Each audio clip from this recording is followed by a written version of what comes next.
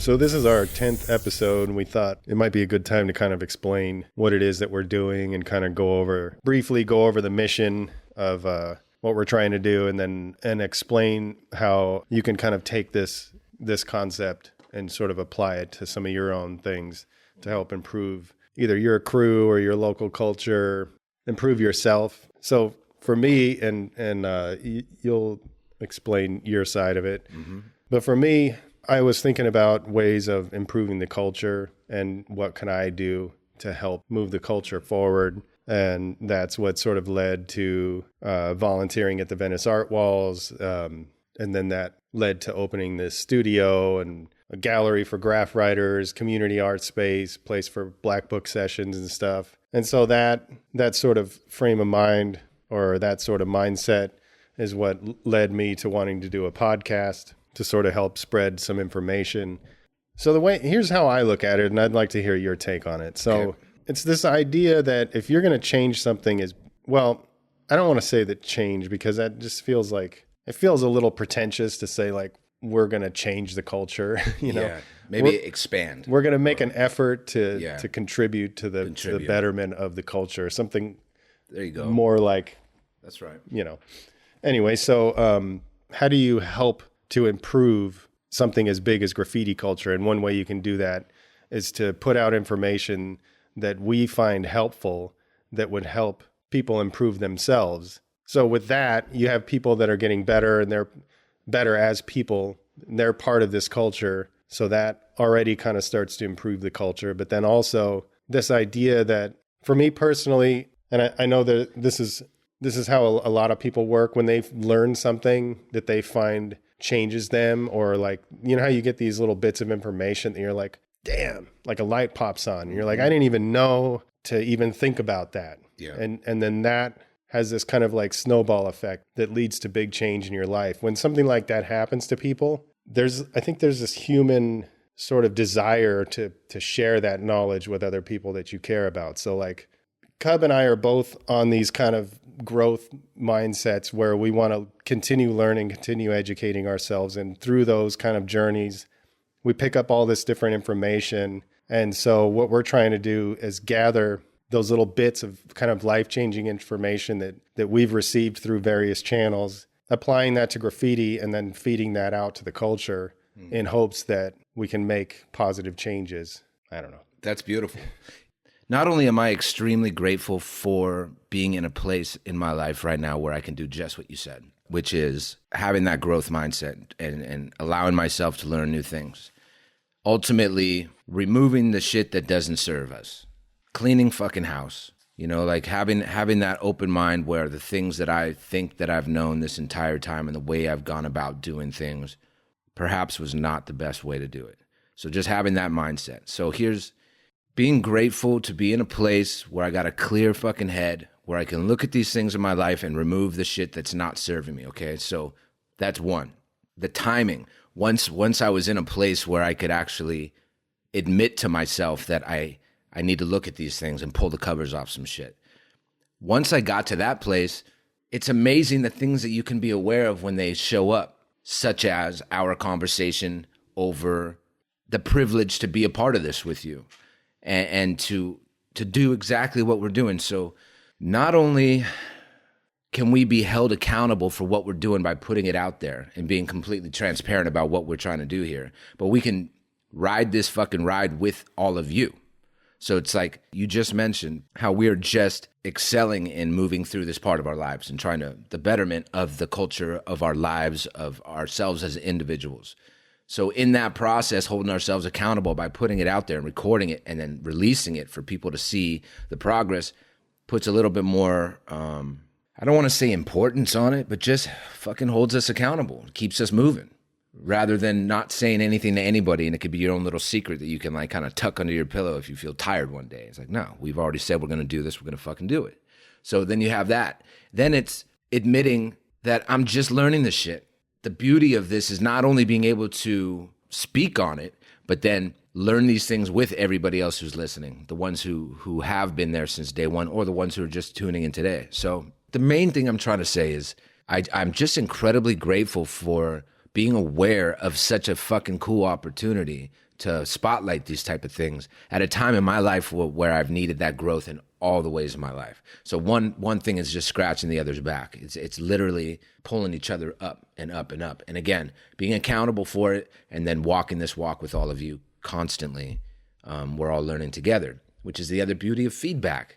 And then hear what you guys have to say and what kind of value you can get out of this. And like we said in the last few episodes, there's so much we can learn from you and the things that you can add to the conversation. We're just getting the conversation started and hoping that shit keeps fucking flowing and reflects into different areas. Really. What I'm learning actually right now, I'm reading a book called Limitless. And one thing I'm just learning now from that book is a good way to learn something is to teach it as well, because you get to learn it twice. That's what they're saying.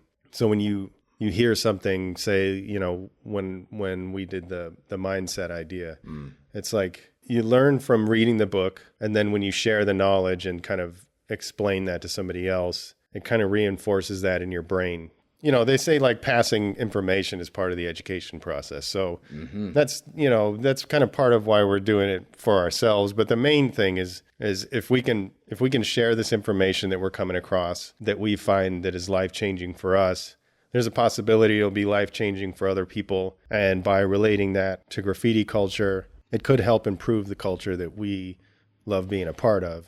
In addition, what we hope happens is that other people will pick up the concept and use it in their own areas. So when we talk about building crew culture, or we talk about mindset, or whatever else we're going to fucking talk about in the future, if you get any bits of information that you feel is really affecting you in a positive way, then pass that on to somebody else. And then we, you know, that's like us too, we can't do a whole hell of a lot. We can put this shit out there, and that's pretty much where it ends. Like we could put it out and we could promote it on social media and do our best to get it in front of people, but it has to spread in order for like real change to happen. So that's what we're hoping will happen. So if you gain some knowledge from what we're saying and it inspires you to pick up information from other places, like if we mention a book or something and it inspires you to read that book, if you're reading a book, they're always referencing other books. Or if you're listening to an educational podcast, they're referencing other educational podcasts, other books. So what's an interesting thing that happens is when you start to go on this process of learning things and you start going out and seeking this knowledge, it leads to all kinds of other shit. So that's what we're hoping happens, is that maybe there's some people that were like me that didn't really realize, like, you didn't have to be, you know, there's a lot of things about me that I was reflecting on shit as I was driving down here today from some of the behavior that I did when I was in college. And I was like, fuck, I don't really like the person that I was then. And so had I not realized that I didn't have to be those things that I don't like, I may have just stayed that person, you know. Like, I feel like most people don't know that they can make those kind of adjustments to themselves. Like, you can change so much shit about yourself. So for me personally, once I learned that, I want to tell other people that, so hopefully that they can gain some benefits from that kind of stuff. Yeah, and you hit it right on. Some of the most valuable information I've ever received from any individual I've ever come across has been based on their non-negotiables, the things that they do not want in their life any longer. The shit that I even talk about on here, like I keep referring back to, I haven't lived this way my whole life, trying to reiterate the fact that all my failures, all the things I fucked up and did wrong are the reasons why I've understood a few other things. It's not because I've always acted this way or lived this way. All right. Well, hopefully that clears some shit up. Also, if you have questions, you can email those to graffitimachine@gmail.com, and we are going to be answering questions on the ends of the podcasts. With that said, we're going to answer one question right now. Let's see which one. This one, a guy named Samuel, he didn't give me his Instagram. He asked an interesting question. I have no idea how to answer it, but let's have a quick discussion about it. Mm-hmm. He said, what would you do if you have a great spot and you go there and it's trashed and you know who left it like that? How do you deal with it? So For me personally, I find that to be a really difficult situation because you have to think about a lot of things. Like number one, you got to think about what kind of person that is, like, and what kind of person you are. There's something to be said about acting the same way to everybody, so bringing the same you to everybody. But at the same time, there's also something to be said about being cautious about what you say to people based on the type of person they are. So like if I fucked up and you respectfully came up to me and said, "Hey man, like you left a bunch of trash at the yard, like what's up with that?" I'm not going to shoot you or stab you in the face. But there are people that would do that. So like you really have to, in my opinion, you should be cautious of that kind of thing. So if this is somebody that, if you say, "Hey, you know, you trashed the yard," if they're going to beat the shit out of you or something, then pick your spots, I guess. Pick your battles, you know? Yeah. You know, I can only answer, and I know you are as well, based on my experience. So myself and one of my closest partners have had this mentality for many, many years. And he, more than I even, to this day, we still do this. Like there's a particular spot we like to frequent, and we literally will pick shit up while we're there. Let's just say you do know who's trashing your spot, like the question had asked, right? Be the example. Again, I got to go back to this. Be the example. If this spot means that much to you, if it's the only spot in your neighborhood that you guys can go to do what you got to do, take care of it like it's your spot. Because it sounds like from this question like this means a lot to you. So treat the spot like it means a lot to you. We can't control what other people do, first of all, right? We know who they are. We know what they're about. All right, fuck them. We get it. But maybe they just need a good example. Maybe they need a role model to show them how you take care of fucking yards. So I would suggest starting with that. Clean the spot. Bring a big ass fucking trash bag with you, and just, even if you don't, literally fucking do a whole haul, collect some things and put them in the cut. Show them like somebody's down here maintaining the spot. Perhaps that will set some kind of a standard. Perhaps that will set some kind of a pattern. I would suggest starting with that. If you know the cat and you're not intimidated by what could happen if you did approach him, still clean up the spot and then approach him. I think that's always the best solution, is handle it and then get at him. Yo, check it out.